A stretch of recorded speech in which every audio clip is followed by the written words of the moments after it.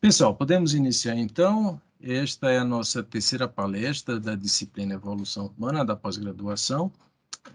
Estamos com alguns convidados. Temos o prazer hoje de ter como convidada a professora Vânia Loureiro. Vânia, seja muito bem-vinda aqui à nossa sessão. É um prazer ouvir a sua apresentação, a sua palestra. Nós temos, na matéria, discutido um conjunto de questões vinculadas à morfologia, pensamento sistêmico, configuração, vez por outra trazendo alguns exemplos de sintaxe, e a sua tese, a sua pesquisa, aliás, tem sido, é fundamental como uma das estratégias, portanto, de leitura. Eu queria fazer uma rápida apresentação da professora Vânia. Eu poderia fazer uma apresentação mais informal, começar dizendo que a gente se conheceu numa aula aberta lá no Isquité há alguns anos e que acabou resultando numa parceria de pesquisa, mas eu acho importante nesse momento fazer uma síntese da produção da professora, a partir inclusive do que consta no currículo Lattes. A professora Vânia é portuguesa, como vocês já ouviram pelo sotaque, fez a graduação, equivalente à graduação na Universidade da Beira Interior, não é isso, Vânia? Com É mestrado isso mesmo. integrado, e a dissertação intitulada Da Arquitetura Vernacular e Informalidade dos Assentamentos, os Avieiros da Pova de Santiria, Projeto de Regeneração. E depois desenvolveu o doutorado aqui no nosso programa, finalizado em 2017, intitulado Quando a gente não está no mapa, quando não está no mapa, na realidade, a configuração como estratégia para a leitura socioespacial da favela, o que provavelmente vai guiar a apresentação da professora Vânia dentro dos projetos que tem desenvolvido. Atualmente ela é professora da Faculdade de Arquitetura e Urbanismo, aqui da Universidade de Brasília, leciona disciplinas de projeto, projeto de urbanismo, projeto de paisagismo e orienta vários trabalhos de graduação e de ensaio teórico. A produção científica da professora Vânia tem estreita relação com as questões de assentamentos precários, favelas, estruturas orgânicas, cidades portuguesas, buscando, portanto, aquilo, até um pouco do que a gente conversava anteriormente na aula, de um polo de estrutura espacial que nos leva, muitas vezes, no campo da arquitetura e do urbanismo, a entender como se fossem carentes de certas propriedades, mas o que ela tem achado é exatamente o contrário, tá certo? Tem sido certas propriedades de muito mais qualidade que, se a gente conseguisse aprender a partir da complexidade da ordem implícita, possivelmente poderíamos produzir ou entender melhor as cidades. Mas eu acho que o tempo não é meu para fazer essas apresentações. Vânia, seja muito bem-vinda, muito obrigado pela possibilidade de estar aqui conosco hoje. Obrigado. Muito obrigada, Valéria. Obrigada por essa apresentação. É um prazer estar aqui e partilhar, né, da pesquisa, da tese, daquilo que temos vindo a desenvolver, né? Hoje acho que eu acabo falando mais da tese, mas não tem como não ter relação com a pesquisa que vem sendo feita, né? Com tudo que a gente trabalha. Então, eu estou aqui a olhar para partilhar a tela. Pronto, agora apareceu aqui para a gente. Apareceu? Vamos ver se eu Apareceu. consigo. Se eu fizer tela cheia, fica?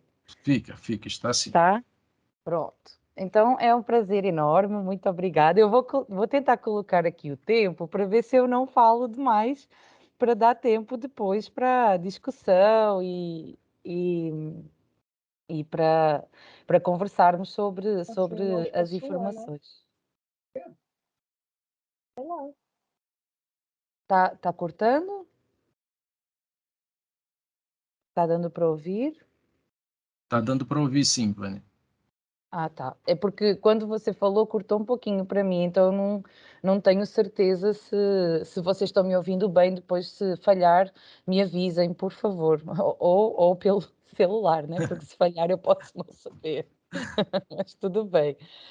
Então pronto, eu vou começar aqui. De novo agradeço muito e agradeço muito a presença aí das caras conhecidas, das pessoas queridas e dos demais que estão presentes. Se houver alguma dúvida, se alguém quiser perguntar alguma coisa, pode perguntar também enquanto eu estou falando. Não podemos conversar no final, mas não tem problema abrir a conversa e perguntar alguma coisa. Então, a ideia hoje, quando o Valério me convidou e depois nós conversámos, eu falei na ideia de apresentar um resumo, uma aproximação daquilo que foi a pesquisa da tese. Primeiro, porque é o grande produto que eu consolidei nos últimos tempos, que nós consolidamos, né? Porque a tese, afinal, foi orientada pelo Valério, então tem uma grande porcentagem que é responsabilidade dele também, então nós é o trabalho em conjunto, né? Como quem está na pós-graduação bem sabe. E então a ideia era mostrar assim os primeiros resultados desta aproximação de estudos configuracionais nas áreas informais e na relação com outro tipo de assentamentos ao longo da história. E a pesquisa ela tem vindo a ser desenvolvida um pouco mais lentamente, eu diria, mas no sentido de ampliar a amostra que eu vou falar aqui hoje, ampliar um pouco o tipo de estudos, mas tem vindo a ser desenvolvida neste mesmo sentido. Então a ideia é mostrar aqui este contexto que foi a tese de doutorado, e se der tempo eu ainda coloquei um ou outro exemplo de trabalhos de orientação que eu tenho feito na graduação, de como é que alguns destes conceitos, na verdade mais da sintaxe e desse pensamento sistémico, interpretação da informalidade, têm vindo a ser observados nos projetos, inclusive projetos participativos em áreas periféricas. Então vamos ver se eu não falo demais aqui no início e se dá tempo de apresentar aqui para vocês essa outra parte. Então, a questão da tese, eu acho que a maioria das pessoas que faz pós-graduação, né, se identifica com aquela questão de trazermos connosco uma pergunta, uma inquietação que nos acompanha ao longo dos trabalhos que vamos produzindo. Então, mesmo na graduação, esta imagem que nós estamos vendo é um assentamento informal ou assentamento precário, como queiramos chamar, aqui na periferia da região metropolitana de Lisboa. Era objeto do meu projeto de mestrado na Universidade da Beira Interior, como o Valério falou, e começa mais ou menos aqui a inquietação sobre o fato de existir naturalmente uma precariedade urbana associada a cidades no mundo inteiro, algumas cidades mais, outras menos, e essa ideia de que existe uma grande porcentagem de espaço que é produzido que não é feito por arquitetos. Ou seja, depois encontra-se na literatura isso falado por vários autores diferentes, mas, por exemplo, no caso do Christopher Alexander, isso se relaciona historicamente com aquilo que ele chama de modo intemporal de construir, que seria padrões e formas de construir o espaço que perpassam os vários grupos sociais em vários lugares do mundo. E nesse sentido, o inquietamento que me trouxe a fazer o doutorado, que inclusive me levou a Brasília, a conhecer o professor Valério aqui em Lisboa e depois a querer estudar no grupo de IMPO na Universidade de Brasília, passa por essa ideia de que a informalidade parecia-me que não era, apesar das diferenças culturais e estruturais, não era tão diferente em vários lugares. Então, parecia-me que olhando para esta imagem, ela poderia ser vista de modo semelhante em outros lugares do mundo. Então havia uma inquietação por entender se existia realmente algumas propriedades comuns desse espaço construído. Além de, claro, saber desde o início e ter vindo a confirmar ao longo dos últimos anos de pesquisa que existem estruturalmente também diferenças que estão vinculadas a percursos culturais, a questões sociológicas que são naturalmente diferentes nos lugares. Ainda assim, uma estruturação espacial que seria comum, e isso se prendia a ferramentas de leitura, como a sintaxe espacial, que apareceu no meu percurso académico após eu ter concluído já o mestrado, mas que abria esse caminho de possibilidades para uma leitura que ia a uma estrutura espacial que se podia ler da mesma forma ou da mesma maneira em cidades diferentes e em lugares diferentes do mundo, podendo comparar coisas que em outros campos metodológicos seriam considerados incomparáveis, né? Esta sequência de imagens que a gente vê aqui a partir desta, né? Comparar uma cidade medieval, no caso aqui espanhola, cidade de Toledo e seus becos e estruturas centrais, com um espaço como a favela do Jacarezinho no Rio de Janeiro e os seus próprios becos e caminhos estreitos, em outras estruturas metodológicas e em outros campos de conhecimento poderia parecer muito esdrúxulo, muito fora de sentido. No caso, quando estamos a olhar para grupos sociais produzindo espaço e para a produção de assentamentos humanos ao longo da nossa organização e da nossa, né, da vida em sociedade, isso torna-se um pouco mais plausível de comparar e, na minha perspectiva, na perspectiva nossa, na duração da pesquisa, podia dar caminhos para se entender melhor que questões são estas que nós enfrentamos hoje? Então, o quanto a informalidade é algo novo, o quanto os assentamentos informais, esta grande porcentagem de áreas precárias que precisam obrigatoriamente de intervenção, que precisam obrigatoriamente de melhorias, mas o quanto elas são novas ou o quanto elas estão vinculadas a uma forma, a um modo de produzir o espaço que perpassa a sociedade há mais tempo.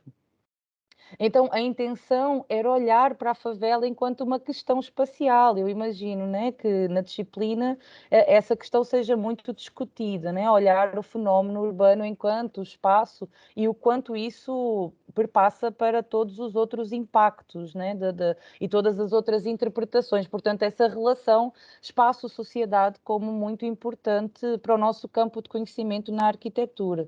O estudo que eu vou mostrar, ele conteve 120 casos de áreas de favela ou áreas informais, como quisermos chamar. Aqui nós optámos por chamar de favelas conscientemente, apesar de não serem apenas casos de estudo no Rio de Janeiro, e 45 cidades orgânicas históricas, todas localizadas em Portugal, áreas que já vinham a ser estudadas dentro do espectro do grupo de pesquisa e dos trabalhos de pesquisa que o professor Valério já vem a desenvolver há mais anos e que eu depois tenho participado em parceria, mas responsabilidade aí do professor Valério dessa grande base de dados que nós pudemos tirar partido para poder fazer o estudo comparado durante a tese. Então a ideia seria buscar similaridades entre os fenómenos. Primeiro, esses fenómenos no mundo inteiro, nessas cidades onde a informalidade é muito comum, e depois essa similaridade também com outros tipos de assentamentos que, segundo a literatura, nos pareciam ter processos semelhantes, mas que hoje são valorizados e olhados de forma completamente distinta.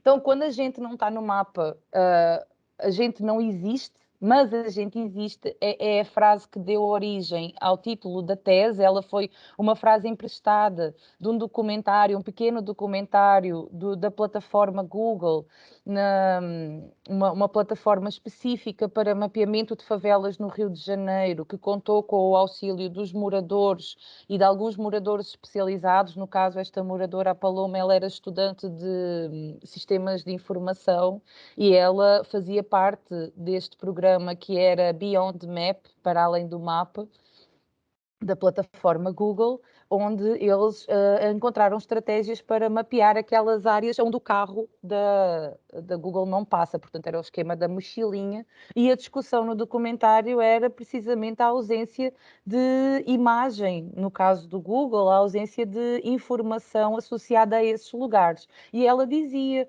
como se encontra em outros espectros, a ausência da comunidade, a ausência daquelas ruas, daquele sistema construído do mapa, representava simbolicamente a ausência daquela comunidade. E isso é visto nos muitos estudos que existem sobre informalidade, inclusivamente e principalmente no Brasil, né? A vasta literatura já produzida e pesquisa já desenvolvida mostra isso, a sensação de ausência da sociedade ou de não pertencimento à cidade, né? A questão da informalidade como uma questão de segregação social. E aqui um exemplo do ponto de vista das nossas ferramentas, né? Da nossa ferramenta da arquitetura, da leitura do espaço, um exemplo de uma área que é informal aqui numa cidade da África do Sul, na cidade do Cabo, onde, ao contrário, por exemplo, deste exemplo aqui na Índia, onde visivelmente é impossível reconhecer mais do que 2 ou 3 caminhos dentro deste assentamento aqui na imagem, espero que vocês vejam o meu cursor. Aqui, como veem, é possível ler a partir da foto uma distância, ou seja, se existe um algoritmo que lê as distâncias neste espaço, pela própria imagem, à partida não existem razões para espaços como estes não serem mapeados. Ainda assim, quando vemos a leitura feita pela simplificação da digital, ele não é representado. Então, o espaço informal, ele é deixado de lado e excluído, muitas vezes por questões espaciais, mas talvez não só. Então, existe uma exclusão clara, a falta de dados, e nesse sentido, associado à pesquisa específica da tese, isso foi um grande desafio, porque não era possível encontrar dados profundos sobre vários assentamentos de forma comparativa. Então, o que eu quero dizer é que, por exemplo, na cidade do Rio de Janeiro ou de São Paulo, ou pontualmente uma outra cidade no Brasil, é possível ter um mapeamento extensivo, detalhado e informações detalhadas sobre várias favelas. Quando nós queríamos responder a este tipo de observação, procurando o fenómeno de modo global, as ferramentas que nós tínhamos acesso e que temos acesso hoje são ferramentas como estas que nós estamos visualizando aqui na tela. São as imagens de satélite e a simplificação ou interpretação dessas imagens de satélite a partir dos próprios algoritmos e desses softwares livres associados. Então, o desafio foi muito grande. Por um lado, esta tecnologia foi a que permitiu fazer a comparação, então, ainda bem que existe esta informação, não seria possível há alguns anos atrás. Ainda assim, foi possível verificar que algumas cidades têm imagens de grande qualidade, onde é possível ler o espaço com algum detalhe, e outras, em outras regiões do mundo, talvez não tão visadas do ponto de vista da pesquisa, com menos interesse global, a imagem não tem qualidade. Então foi um grande desafio e foi a partir daí que nós seguimos com a pesquisa, mesmo com esses desafios, mas tentando entender esses espaços não mapeados e essas ausências.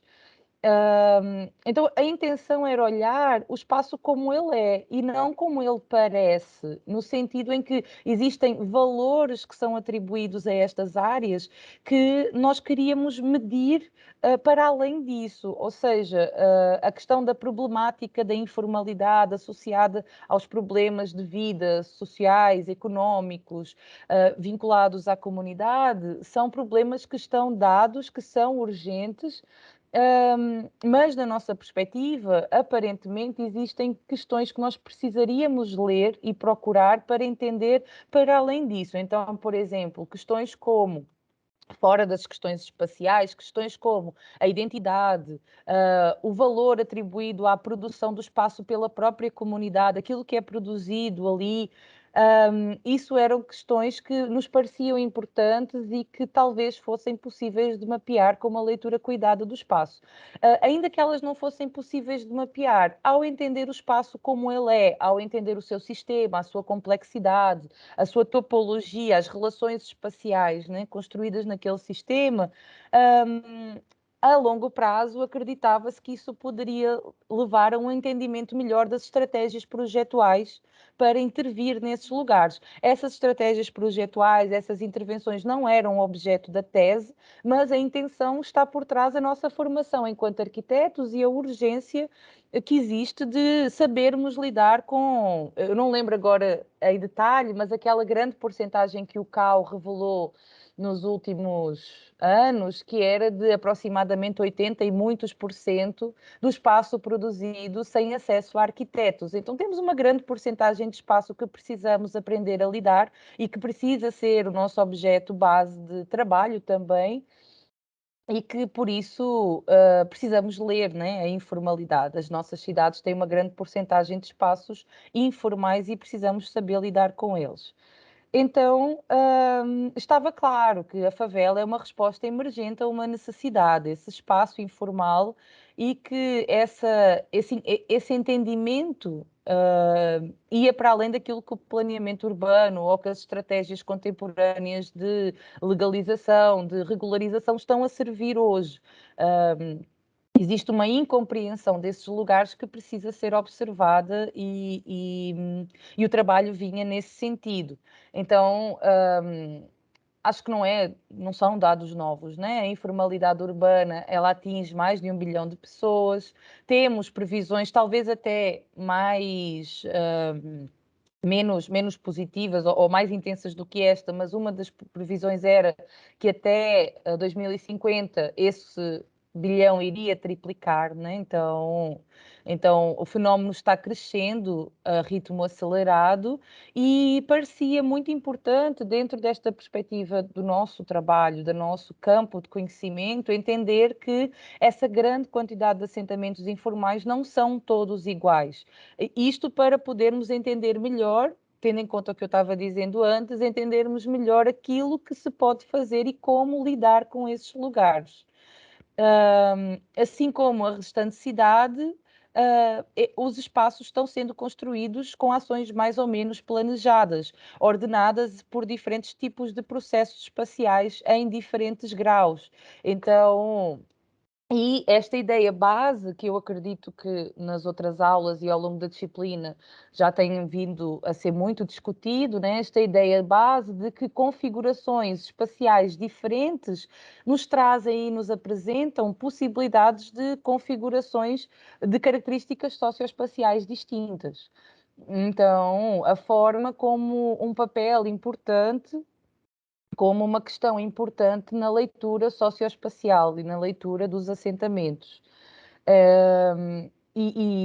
Ou seja, peço desculpa aqui, baralhei-me aqui um pouquinho, só retomando, né, só para reforçar, entender que os diferentes tipos de assentamentos informais também são construídos e também são consolidados a partir de processos de construção diferentes. Então, aquela ideia da informalidade como uma coisa só, aquela ideia dos assentamentos informais como caóticos, ausentes de ordem, desorganizados, problemáticos, sem nada que tenha necessidade de ser mantido, ou seja, como objeto a eliminar na cidade e a eliminar e a transportar aquelas pessoas para outros lugares, é importante considerarmos que talvez não seja assim, talvez os espaços sejam diferentes entre si e talvez existam características que valem a pena ser mantidas. Então, a problemática aqui era construída dentro da convicção de que os assentamentos vinculados a esta cidade ou a estas dinâmicas orgânicas e espontâneas, enquanto formas construídas, têm dentro deles os espaços como as favelas e estão ligadas a uma forma de produzir os espaços que é transversal a sistemas urbanos ao longo da história. Então, esse entendimento de que talvez esse assentamento informal, que é mais orgânico, esteja vinculado a um modo de fazer cidade que já se conhecia em outros lugares e em outras épocas. Do mesmo modo, esse modo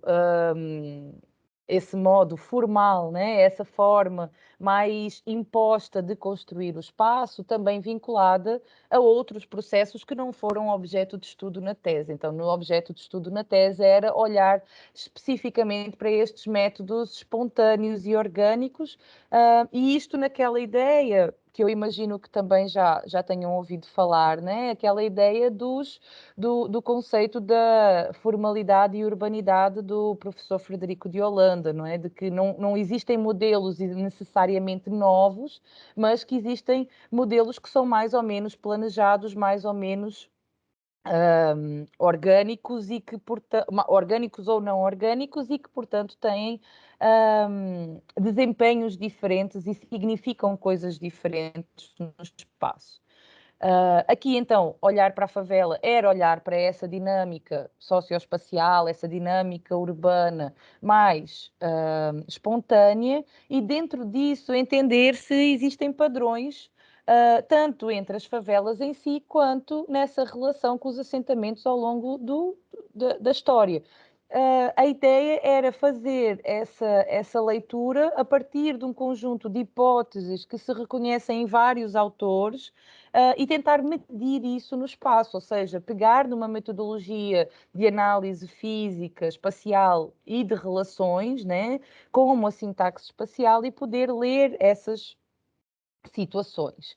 Então, aquela sintaxe de difícil apreensão que nós atribuímos a espaços como as favelas, aqui como hipótese de ser a única razão pela qual esses espaços não são valorizados nas características que precisam ser valorizadas. Então, como os métodos de leitura espacial, muitas vezes nas ferramentas de projeto, na forma de olhar a arquitetura e o espaço construído, muitas vezes estão baseados em ideias de uma geometria muito euclidiana, de uma limpeza, de uma geometria de maiores distâncias, de maior organização geométrica, de novo, para repetir a palavra, né? Desculpem, mas acho que deu para entender. Então, esse conjunto de ferramentas com que normalmente se aborda o espaço projetual parte do pressuposto de abrir grandes ruas, entender maiores distâncias, simplificar os traçados, e talvez essas ferramentas elas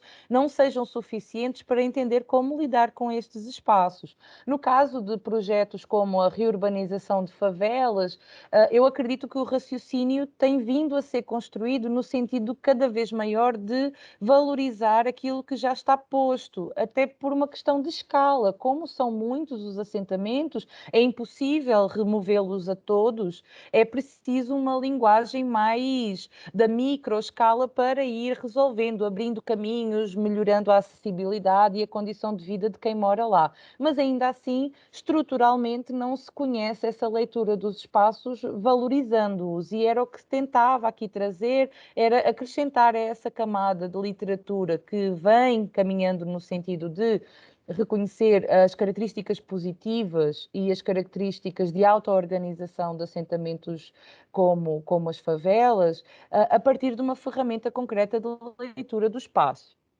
E para isso, utilizar-se a sintaxe espacial, com o aporte já de alguns autores que já vinham caminhando neste sentido de reforçar a importância deste tipo de leituras para a nossa interpretação dentro do campo de conhecimento da arquitetura. Então, os autores da sintaxe espacial desde o início, como Hilliard e Hansen, na questão da metodologia em si, os trabalhos de Christopher Alexander nessa valorização do espaço construído de modo intemporal, os padrões que são construídos pela sociedade e por quem conduz o espaço nas relações um para um, assim como o autor Nico Chalingaros, Fabiano Sobreira, em trabalhos onde também já tinham sido feitos estudos da complexidade do assentamento, mas com regras geométricas associadas por detrás. Então, uma leitura dessa complexidade construída a partir de regras que matematicamente eram possíveis de identificar, ou seja, buscando identificar uma ordem naquilo que é o espaço da favela, meio que dentro da lógica dos fractais, da complexidade matemática, e autores como o Frederico de Holanda e o professor Valério de Medeiros, nessa grande contribuição do entendimento dos assentamentos no redor do mundo, das cidades de língua portuguesa, nesse legado histórico de construção dos tecidos urbanos e dessa interpretação dos espaços.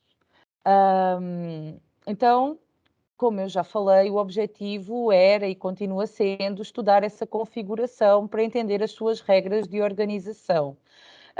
Aqui só pontuando a favela como questão espacial, como já foi dito, uma vez que a literatura é muito vasta, é muito rica a literatura brasileira sobre esse fenómeno favela, e existe uma relação direta, reconhecida do termo favela com a cidade do Rio de Janeiro, com as publicações de muitos autores vinculados ao fenómeno no Brasil. Existe um livro que foi muito importante dentro disso, que era o livro da Alicia do Prado Valadares, onde ela falava do mito de criação da favela, como vinculado àquelas primeiras favelas no Rio de Janeiro, à remoção do Morro do Castelo, à favela da Providência, e ela explica também que, ao mesmo tempo que isso se dá, que essas construções informais se dão naquele ponto da cidade, elas também se dão em outros pontos da cidade e em outros pontos de outras cidades. E acompanhando os relatórios globais para as cidades no mundo e para o crescimento urbano, percebe-se que esse é um fenómeno comum e daí essa intenção de trazer a leitura da favela, eu vou só pular para aqui, a leitura da favela como algo que faz parte do fenómeno urbano em geral e não só vinculado à cidade brasileira. Foi uma opção de manter a palavra favela no sentido em que ela nos parecia especificar melhor o assentamento que é não ortogonal, que tem uma dinâmica interna, espontânea e emergente, que é auto-organizado, portanto, que são os próprios moradores que mais ou menos estão construindo o espaço ao longo do tempo e que vão alterando o seu espaço.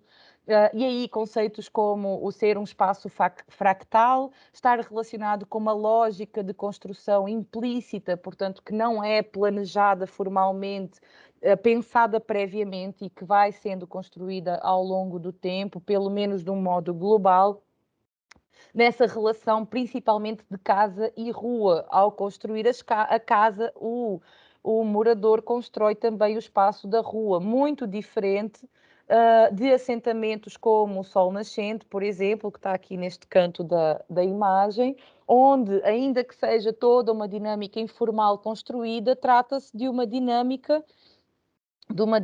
que é pensada no sentido de ser parcelado o solo para vender e vender ilegalmente a valores mais baixos, uma vez que o Sol Nascente é esse conjunto, essa área urbana. Hoje em dia já é uma RA, do Distrito Federal, mas ela é uma área que foi historicamente toda construída nesse sistema de loteamentos ou condomínios ilegais. Então, previamente, ainda que sem ferramentas de projeto oficiais, o espaço é medido, dividido, parcelado e vendido. Então, a dinâmica que acontece com a ocupação é uma dinâmica de construção intralote. Então, existe a autoconstrução intralote principalmente. No caso de assentamentos auto-organizados, percebe-se que se dá, além da autoconstrução, uma auto-organização interna que permite que faz com que haja uma estruturação do espaço, né? Ou pelo menos o estudo tentava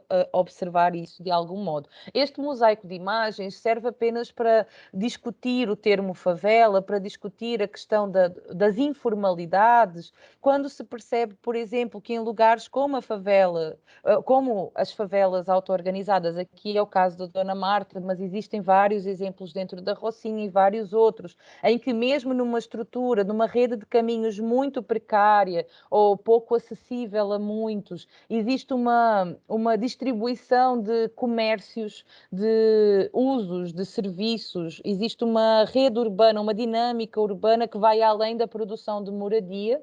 Em lugares como o Sol Nascente, isso continua acontecendo, mas é mais raro, existe mais a frequência de ruas que são só muro e portão, e que, portanto, o comércio informal acaba sendo menor e reduzido nesse sentido. E aqui uma chamada de atenção para para a questão da incompreensão das regras desses assentamentos, quando, ao serem removidas algumas favelas, a população é trazida para conjuntos habitacionais estritamente habitacionais. Então, por exemplo, o caso deste conjunto habitacional de Manguinhos, eu tive a oportunidade de visitar em 2015, ele tinha, quem fez a visita guiada disse, eu perguntei se era exclusivamente habitacional, ele era exclusivamente habitacional, com uma área prevista de quiosques que nunca chegou a ser construída. Então, a dinâmica urbana que permite que a população sobreviva e que as dinâmicas de solidariedade aconteçam, ao ser a população transferida para lugares formais, com habitações com melhores condições, essa dinâmica é ignorada e é retirada. Isso produz várias questões que não foram objeto aqui do estudo, mas que são importantes de referir, como a favelização desses assentamentos, desses conjuntos. Então, aqui dentro, noutras áreas do conjunto, havia sacolões construídos informalmente, o puxadinho que virou bar, o puxadinho que virou comércio, e isso se dá pela ausência de espaços que permitam isso. Então, a geometria da dinâmica de projeto como completamente oposta a um entendimento das geometrias e das dinâmicas existentes na favela. Então, nesse sentido, parecia muito importante, apesar de haver já um corpo muito estruturado de literatura, de definições, então muitos termos para assentamentos de vários tipos, dentro do planejamento urbano já um tema muito explorado, principalmente no Brasil, mas também no mundo, e o termo favela como muito bem definido no IBGE e em outros órgãos, associado à precariedade construída, ao grupo de pessoas que reside ali, parecia-nos importante não definir de novo favela, não era uma questão de inventar a roda, mas trazer essa questão do sistema urbano complexo, cuja dinâmica espacial assenta nesses comportamentos espontâneos que permitem que ações simples gerem uma fração urbana e organizem a fração urbana como um todo. Então, essa leitura espacial, essa camada de entendimento espacial da informalidade como essencial para aquilo que se pretende entender melhor dos tecidos urbanos e a grande camada do tecido urbano, que é a informalidade em geral. Aqui só uma imagem, né, nessa questão do pensamento sistêmico complexo, né? Eu imagino que seja já um conceito muito visto convosco pelo professor Valério, mas a questão da auto-organização não como uma questão do pensamento complexo, não numa questão de que só as favelas são assim, ou de modelos dicotómicos, né? De um lado temos o espaço planejado, do outro temos o espaço não planejado. A questão que se coloca é que sabemos que as cidades se organizam de várias maneiras, em várias escalas, de modo espontâneo, existe uma camada de auto-organização presente nos tecidos urbanos, principalmente no seu crescimento, e também sabemos que existem espaços, né, muito conhecidos de todos nós como o espaço de Brasília, né, do plano piloto, que têm uma origem planejada, desculpem aqui o português, de Portugal, uma origem planejada, mas que quando crescem parecem que se ajustam à complexidade. Então, aparentemente, ainda que tenham origens e explicações muito distintas, processos muito distintos, a complexidade dos tecidos, questões como a colcha de retalhos, que o professor Valério Medeiros tanto aborda e explora na sua pesquisa, questões como o crescimento, os problemas do crescimento urbano desordenado, os modelos de crescimento compacto, espraiado, que nós exploramos na literatura urbana, eles fazem todos parte do fenómeno urbano como um todo e cada vez mais a ciência das cidades, né, os estudos mais científicos que abordam esta complexidade até de uma maneira mais quantitativa, mostram que existe uma semelhança muito grande nos organismos entre si. Então não se trata de olhar a cidade de um modo ou planejado ou não planejado.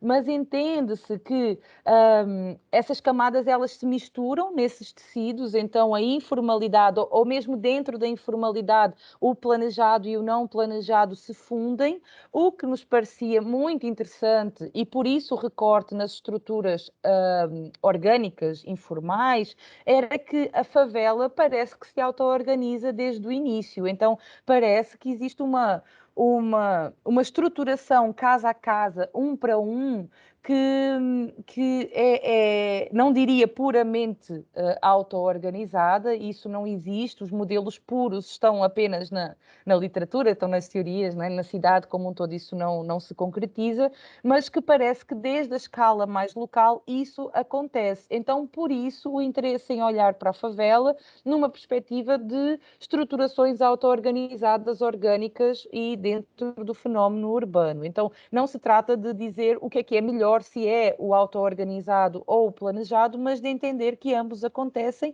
e começar a descortinar ou escrutinar essas estruturas para entendê-las melhor. Aqui fica depois, inclusive, a aula pode ficar disponível, então, só os termos e as várias camadas que foram sendo estudadas dentro de uma perspectiva de um conjunto de autores e a sintaxe espacial que eu acredito que vocês já ouviram e já conhecem bastante, já todos pesquisam e utilizam de algum modo. Então, esta frasezinha, não é? Que em outras áreas do conhecimento surge até como muito controversa, mas como a leitura da cidade como uma escala, né, mensurável entre segregação e integração, dentro dessa interpretação do espaço, nessas dinâmicas internas e externas. E, nesse sentido, todas as frações urbanas são dotadas dessas duas dinâmicas. Aqui era um pouquinho só da pesquisa, eu acho que eu posso passar sem detalhar muito, mas a ideia da tese era então entender de uma forma espacializada esses assentamentos, portanto, bases cartográficas, ferramentas como QGIS ou o geoprocessamento em geral foram cruciais para desenvolver a pesquisa. Então, ter um software que nos permitia abrir uma imagem de satélite, representar dentro dela esse sistema ou essa rede de caminhos que seriam os mapas a processar, fazer processamentos e interpretar depois várias características quantitativas e qualitativas dentro do espaço era essencial. Então, o geoprocessamento enquanto ferramenta de trabalho foi a tecnologia, digamos assim, que nos permitiu fazer. Passámos por vários desafios de representação pela qualidade das imagens, que frequentemente são desta forma. Isso é um desafio que nós enfrentamos nestes estudos comparados em redes urbanas em várias localizações, não só em áreas informais, era possível ver, por exemplo, na pesquisa que o professor Valério desenvolve, nos casos da pesquisa de PIBIC, dos assentamentos de estruturação coloniais, né? As cidades coloniais, por exemplo, do interior da Amazónia, que eu lembro que era muito difícil, as imagens não tinham qualidade nenhuma, porque o satélite não se programa para tirar uma imagem com melhor qualidade, né? Desses lugares que são menos estudados e menos explorados. Então, é um problema ou uma condição destes estudos comparados de vários assentamentos ao redor do mundo ou ao redor de todas as áreas urbanas mais e menos consolidadas. Então, era uma característica do estudo que fez com que ele tivesse várias limitações de representação, que ainda assim nós tentámos sanar com um estudo comparativo mais amplo. Não foram as 500 favelas que eu, no início do doutorado, queria ter estudado, mas foram 120 representadas. Hoje temos mais umas quantas, eu não tenho de memória o número exato, mas acho que são pelo menos mais uma centena.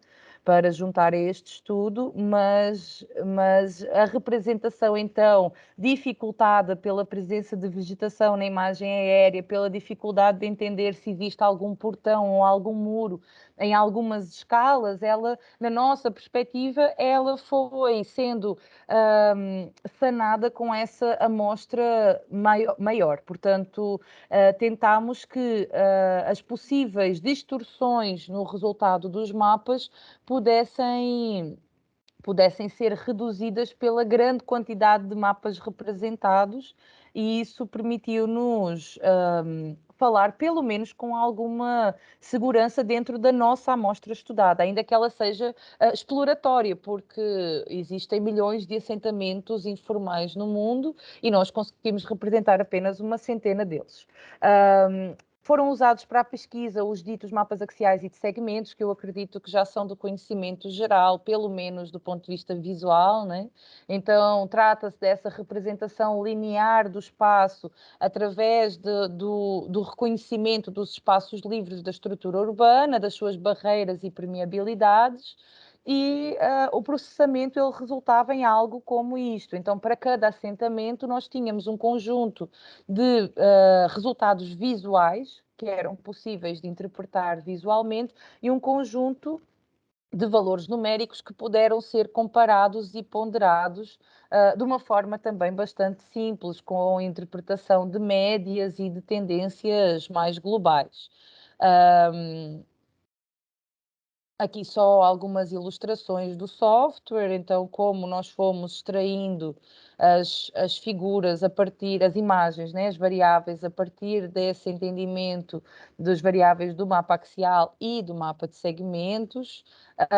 Era muito importante para nós conseguir cortar dentro desta lógica de centro-periferia, então não sei se já falaram sobre isso em algum momento, mas estas linhas mais quentes como sendo o núcleo de integração e, portanto, cortar esse núcleo de integração e analisá-lo como uma característica e com um detalhe específico. Então, essa interpretação das lógicas internas do assentamento em centralidade e periferia, como se falou no início. Então, resultou num conjunto de variáveis. Então, por um lado, variáveis quantitativas, como o número de eixos, eu vou mostrar ali na sequência, mas também um conjunto de variáveis que nós chamamos de qualitativas, que pressupuseram uma interpretação visual das informações. Aqui vou passar o mapa axial e o mapa de segmentos, acho que todos já conhecem, já viram de algum modo, então as diferenças entre eles. E nós tivemos, eu vou mostrar depois as variáveis, mas nós tivemos também um conjunto de decisões importantes a tomar, metodológicas, pelo facto de estarmos analisando frações do tecido urbano, mas frações muito específicas e que eram muito contrastantes com o restante do tecido da cidade em volta. Então, na sintaxe espacial existem protocolos, né, regras específicas para a representação de bairros, que pressupõem representar além como questões como efeito de borda, que são a representação de linhas para além do centro, para além daquela área que nós queremos estudar, mas nós precisamos cortar exclusivamente a favela e explorar este tipo de representação diferenciada para a informalidade, uma vez que o tecido em volta é drasticamente diferente, ortogonal, organizado com outra escala e distorcia completamente o resultado dos mapas. Então foi muito importante para nós também entender que era importante, gente, desculpem, que era necessário adaptar também a metodologia a essa camada da informalidade. E nesse sentido também entender que a pesquisa era exploratória por isso. Os desafios foram imensos para escolher como representar estes assentamentos. Então, tínhamos que assumir que íamos representar os caminhos que era possível ver. Então, sabemos e tínhamos noção que vários caminhos iam ficar por representar, outros talvez fossem ser representados sem a certeza de que era possível atravessar a partir deles. Então, as tais distorções que nós tínhamos consciência que o tipo de representação fazia acontecer, e criámos regras para poder representar manualmente todos estes assentamentos. Então, observar as sombras dos edifícios como continuidades, por exemplo, entender que interrupções curtas na cobertura, ou seja, interrupção de uma sombra com uma cobertura, podia significar apenas um toldo dentro daquele beco, então continuámos a representação, todas as regras que nós fomos definindo para conseguir extrair uma rede de caminhos que sabíamos que comumente só é possível representar mapeando internamente o lugar. Nós queríamos essa pesquisa de uma escala ampla para entender o fenómeno como um todo, ou tentar entendê-lo como um todo. Então, estudos locais e mapeamentos locais não iam servir para as perguntas que foram levantadas. Então, estas regras foram essenciais para, a partir das limitações, entendermos ainda assim o fenómeno da forma que era desejada. Então, voltando às variáveis, elas tinham objetivos muito diferentes. Elas tinham objetivos de localização, de dimensão do assentamento, de entender o seu contexto de posição no espaço da cidade, entender questões como centralidade, tamanho, a densidade do assentamento. Esta lista de variáveis ela é muito vinculada aos estudos que o professor Valério já vinha fazendo, então os estudos da tese dele que foram sendo continuados, esta lista de variáveis ela vem daí e seguiu nessa mesma direção do entendimento da estrutura topológica e geométrica dentro das relações do mapa axial enquanto representação e abstração, mas representação dessa lógica socioespacial. Incorporando algumas novas medidas que a literatura tinha vindo a desenvolver nos últimos anos, como o Nash e o Naim, que eram medidas com ponderações mais acuradas para uma comparação entre assentamentos de tamanhos muito diferentes e que foi importante também para o estudo. Mas a lista era nesse sentido e vinculada a esse estudo, então, estrutural do tecido. A amostra estava dispersa no mundo desta forma, aqui para a amostra de favelas. Foi feito um recorte, acho que não importa detalhar muito, mas buscámos entender, por exemplo, estatisticamente, as cidades que tinham os maiores índices de desigualdade, a maior população residente de favelas, as aglomerações urbanas mais extensas, no sentido de entender a informalidade como uma produção desse crescimento urbano desmedido das grandes cidades e como consequência dessa segregação e injustiça urbana. E nesse sentido foi a partir daí que depois escolhemos as cidades onde aplicaríamos os critérios visuais para conseguir identificar favelas. Questões como cidades, talvez o professor Valério já tenha mostrado, né? Cidades como Moçambique, desculpem, como Luanda em Moçambique ou Beira, né? Ou mesmo cidades em Angola e na Ásia, várias outras, que a sua estrutura era predominantemente informal, foram cidades onde nós tivemos muita dificuldade de levantar favelas recortadas para poderem ser representadas. Então, algumas são cidades que toda a sua estrutura seria um grande mapa axial expressivo de estruturas informais. Então, só representámos aquelas que nós conseguíamos visualmente identificar limites para poder representá-las e então fazer as análises comparativas. Então, tinham critérios visuais que nós conseguíamos identificar, foram selecionadas então essas 120 e as cidades portuguesas que vinham então desses projetos de pesquisa que o professor Valério já desenvolve há mais tempo, há muitos anos, e estas 45 cidades já estavam produzidas no caso, naquele momento, por estudantes de PIBIC, e nós pudemos incorporá-las ao estudo e fazer a comparação. Aqui a distribuição delas no território brasileiro. Eu vou passando aqui os mapas. Foi muito importante, dentro do estudo da cidade, fazer também uma identificação daquilo que seria o núcleo antigo, desse grande mapa axial que é hoje a cidade portuguesa, já como ela está construída.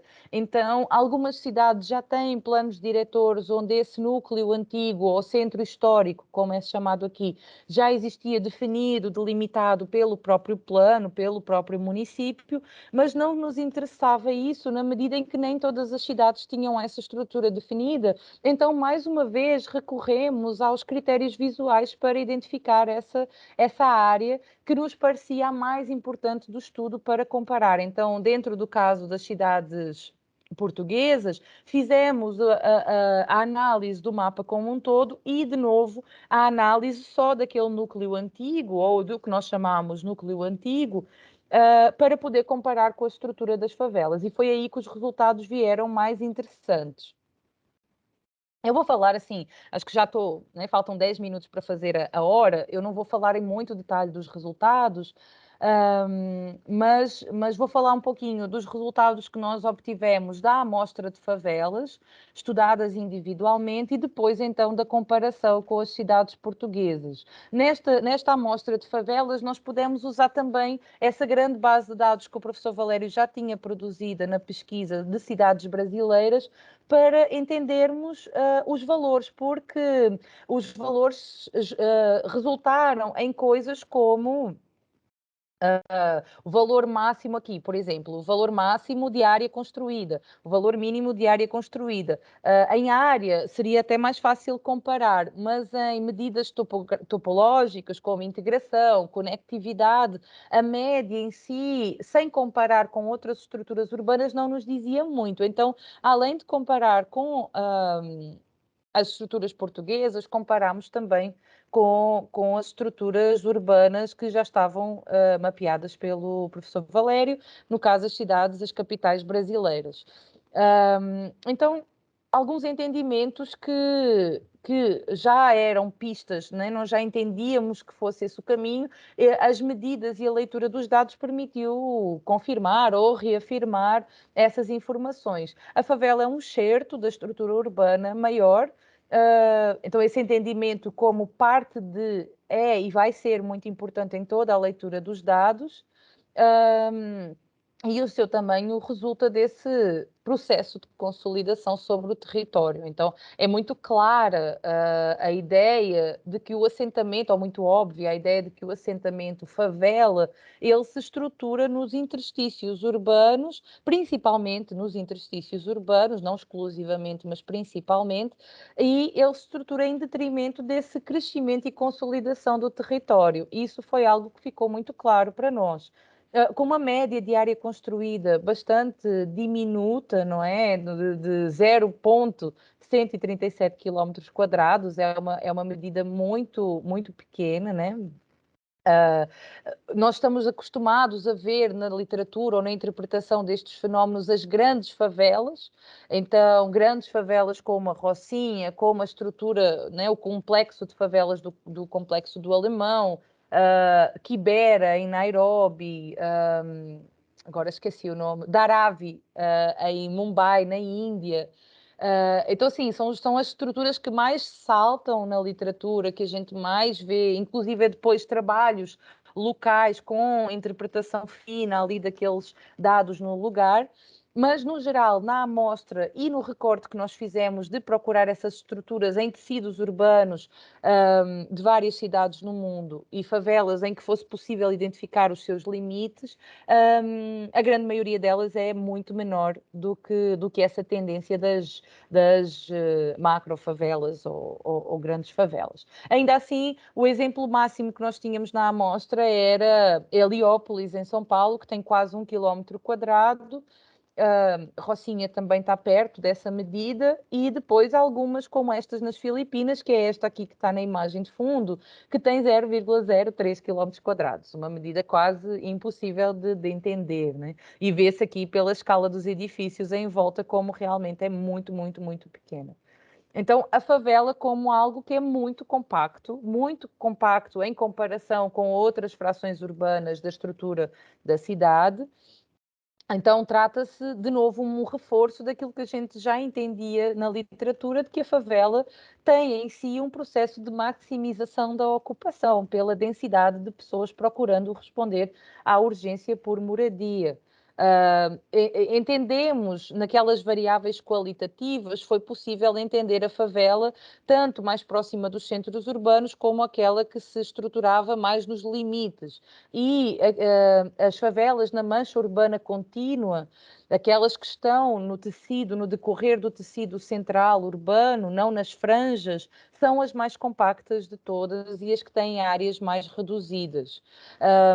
É possível também entender que existe um processo de formação do quarteirão a acontecer, no sentido em que muitas delas nós vemos a imagem da casa solta. À semelhança de áreas como as cidades africanas, por exemplo, que têm muitas áreas onde o fenómeno quarteirão, como nós vemos aqui, não acontece. Então, a representação de eixos pelo espaço livre é uma representação mais ampla, no sentido em que os eixos atravessam edifícios e não conjuntos de edifícios. Nesta imagem, que é a imagem de Heliópolis, no fundo, é possível ver uma dimensão muito irregular de quarteirões, então quarteirões com formas diversas e divergentes, mas ainda assim é possível entender que o espaço da rua se estrutura no negativo de um conjunto de edifícios justapostos, e isso não é a maioria não é o mais comum dentro da amostra de assentamentos que nós observamos. Muitos eixos e segmentos muito curtos na favela, decorrentes dessa representação então mais fragmentada que existe no lugar. São ruas, portanto, de dimensões muito reduzidas e quarteirões de tamanhos muito irregulares, o que faz com que haja segmentos e linhas muito curtas, né? Muitas quebras de caminho. E percebeu-se que, à medida que a favela diminui o seu tamanho, esses tamanhos também diminuem. Portanto, quanto menor a favela, menor aquilo que seria o tamanho do eixo e o tamanho do segmento, que são a nossa interpretação do tamanho da rua e tamanho do quarteirão. Então, quanto menor, mais quebras existem nesses mapas, porque a rua, então, fica decorrente do espaço construído do edifício. E a justaposição de edifícios em si para formar o quarteirão é mais irregular, digamos assim. Nesse sentido, as favelas localizadas em cidades africanas, nós podemos ver que têm valores de segmentos por eixo maiores. Aqui é possível ver um mapa um pouquinho mais regular do que outros mapas de favelas, agora que eu queria mostrar. Não deu para ver. Vou voltar aqui atrás. Desculpem. Procurar aqui. Então, estes mapas, eles são naturalmente mais orgânicos, parecem menos regulares do que os mapas que nós produzimos para as cidades africanas, para os bairros, né, as favelas em cidades africanas, um pouco por isso, por essa estrutura de casas mais espaçadas, que foi uma tendência que se verificou em várias cidades, não só aquelas de língua portuguesa hoje. As cidades da África do Sul, por exemplo, também tinham essa realidade reproduzida. Em relação à associação com o relevo, foi muito interessante perceber assim que talvez não seja novidade, né? Não era novidade que os assentamentos na América Latina eram aqueles mais acentuados, com a topografia mais acentuada, daí a nossa percepção muito vinculada da favela enquanto favela de morro.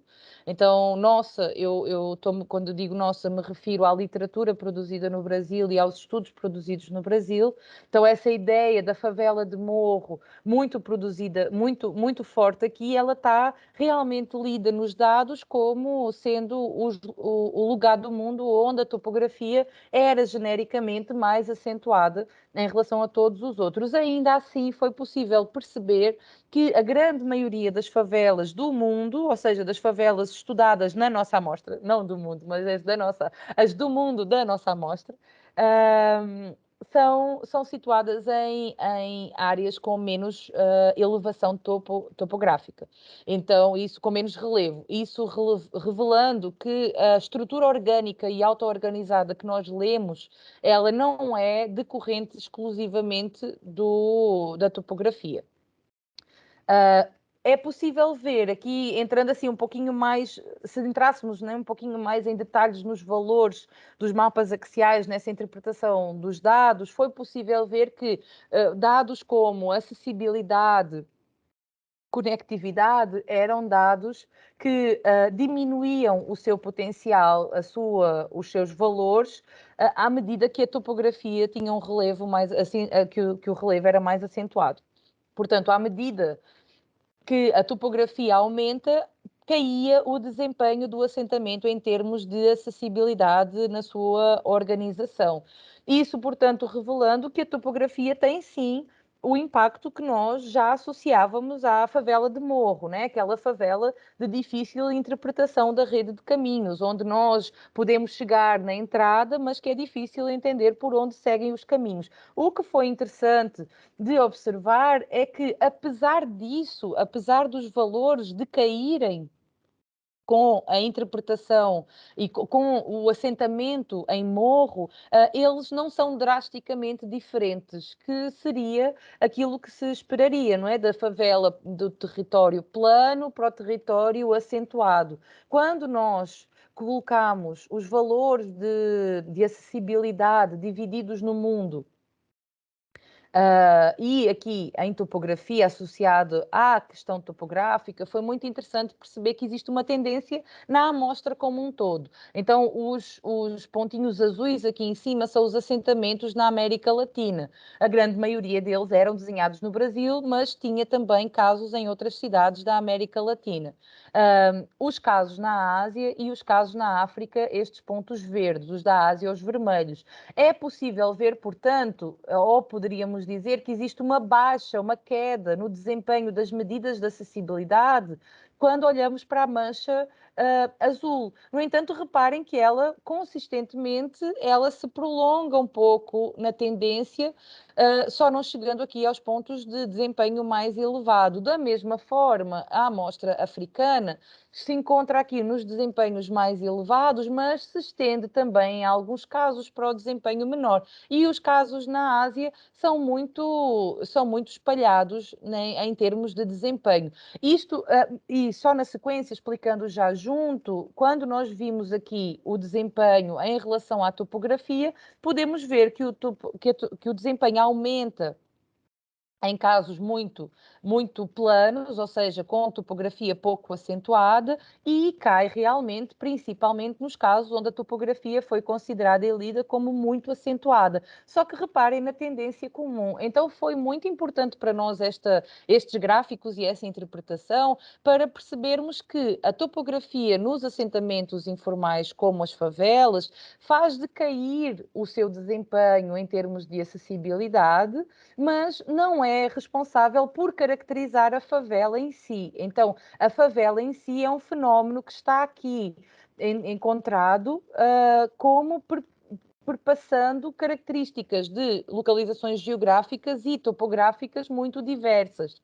Então, não é a topografia acentuada que caracteriza o tipo de medidas de acessibilidade que nós encontramos nos assentamentos. A configuração, portanto, prevalece à topografia, e isso foi muito importante no sentido de reconhecer que a auto-organização, ou seja, esse traçado orgânico que ali existe, está realmente ligado àquilo que a literatura chama de dinâmicas de auto-organização, de organização complexa, implícita, que tem a ver com outras dinâmicas internas de construção do espaço e não apenas a sua topografia. Isso foi muito importante para o estudo e foi talvez as coisas mais reveladoras assim da compreensão desses assentamentos.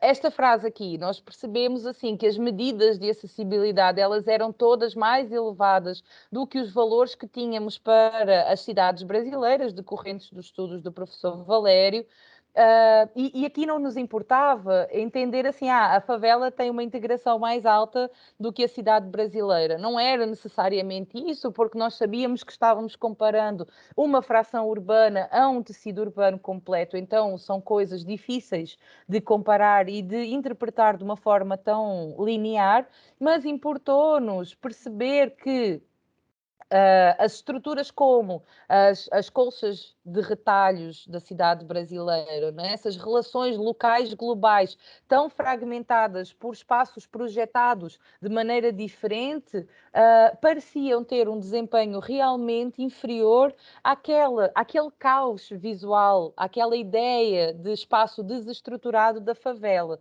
Então não vinha daqui uma interpretação da cidade, mas apenas uma chamada de atenção de que esse espaço que a literatura ou que a sociedade em geral considera desvalorizado, espacialmente incapaz ou espacialmente não comum, não parte da cidade, aparentemente tem estruturas que as próprias metodologias de análise urbana, como a sintaxe espacial, mostram as suas qualidades. Então é preciso olhar realmente com muita atenção para esses espaços e interpretá-los de uma maneira que nos permite entender, opa, então o que é que existe de bom e o que é que existe de positivo nessa estrutura que eu posso, por um lado, manter num processo de regeneração daquele espaço, por outro lado, inclusive é que possam ser lições positivas para trazer para uma reestruturação dos tecidos urbanos mais formais, digamos assim.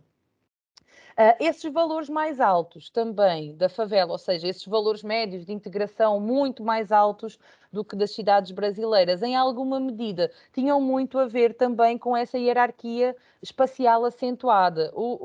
Isso significa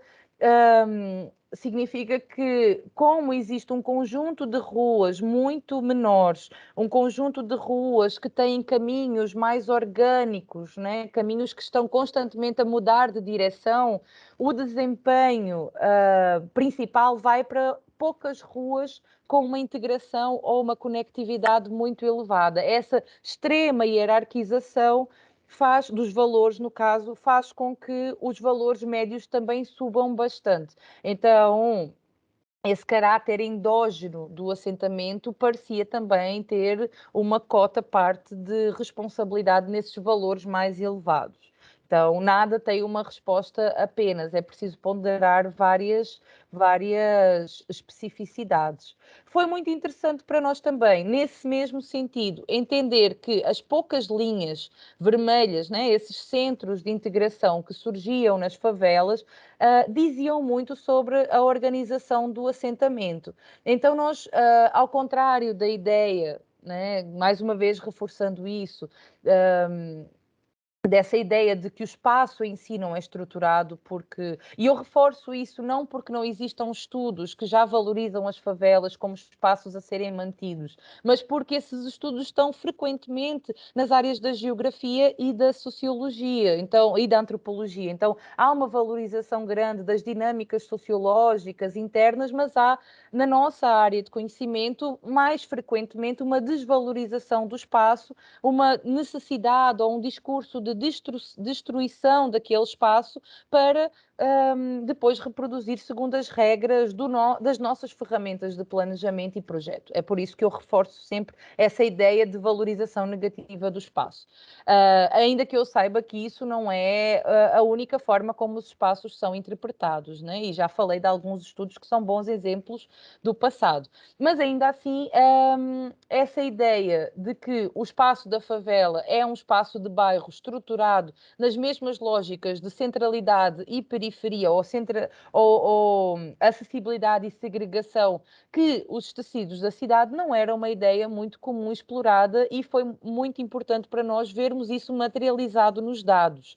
Então, aqui podemos ver um caso específico, e isso se repetiu sempre, em que temos linhas que são mais inacessíveis, ou seja, estas linhas azuisinhas e verdes são linhas que é preciso um maior esforço para chegar delas ao centro, às linhas mais laranjas e vermelhas, mas foi importante perceber a posição desse centro. Então, esse centro, ele estrutura a favela internamente, em muitos dos casos. Então, não existe só uma organização de relação favela-cidade oficial ou cidade formal, mas uma organização de favela dentro da cidade. E, principalmente, esta análise nossa de interpretação dessa estruturação interna da favela com uma conexão quase frequente em todos os casos com o exterior. Então, além da centralidade da fração urbana da favela, organizar o espaço internamente, lhe atribuindo relações hierárquicas importantes para estruturar aquele espaço como qualquer outro espaço